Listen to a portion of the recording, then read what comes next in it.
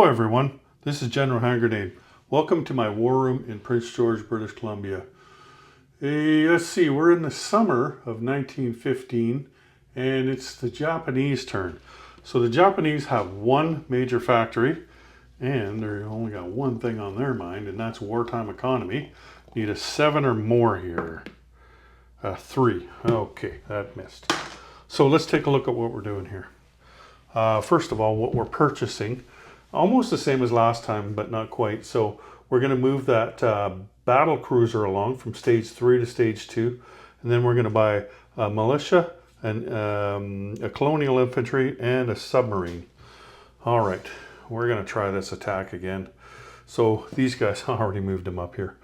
They were here, so they're going to come up. They're going to come up with the naval infantry and 1 infantry.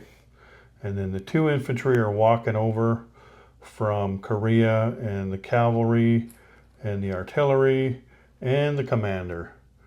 Here, you get out of my way. So that's what we're doing. So we're going to have 2 shots with the pre-dreads. And plus there's going to be a first strike with the artillery. He doesn't have any first strikes. So that would be 3 at 3 there in first strike. Let's get to that. 3 at 3. Okay. Come on. Let's get him right now. And no. Do not get it. Okay. So then, now the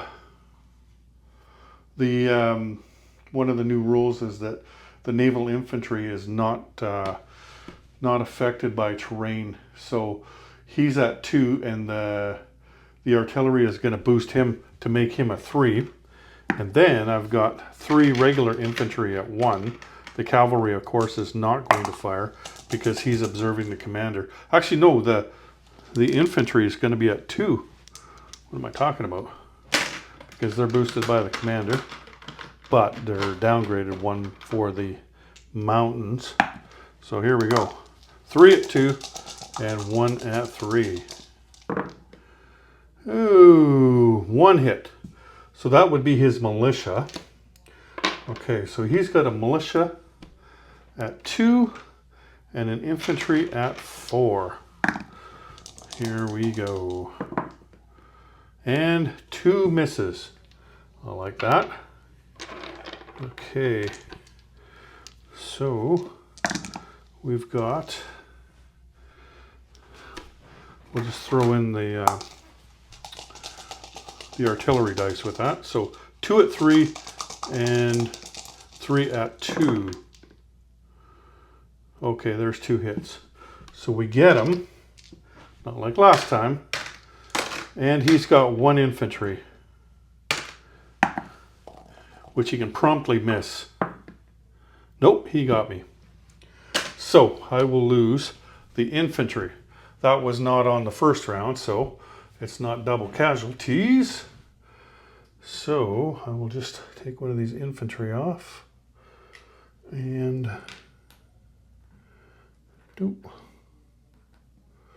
And I'll take his infantry and militia off. And that is worth 1 IPP. Oops.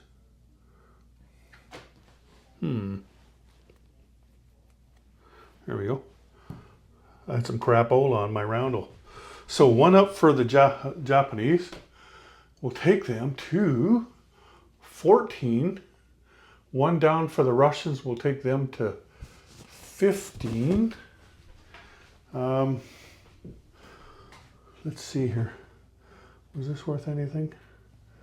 Oh, it wasn't. I was just looking at the territory. He just took this turn because I wasn't sure if I'd moved him up for that.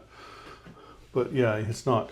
Okay, so the battle cruiser moves from stage 3 to stage 2, and the colonial infantry goes to Korea.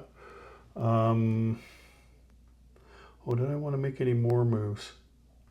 You know what? Let's move the sub down from P15 to P32 with the other ships.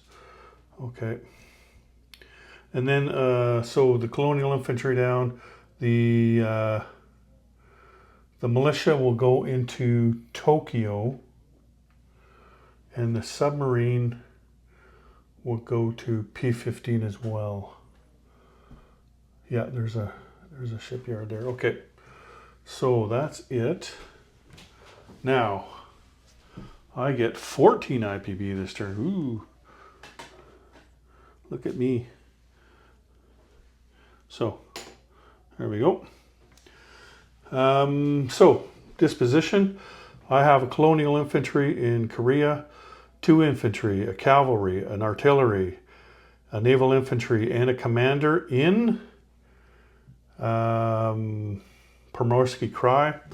There's a militia in Hokkaido, a militia, an infantry, and an artillery in Tokyo, an infantry in Kyushu, a sub and 2 coastal subs in P-15, a sub, 2 destroyers, and a cruiser in P-32, a battle cruiser now on stage 2, and I missed my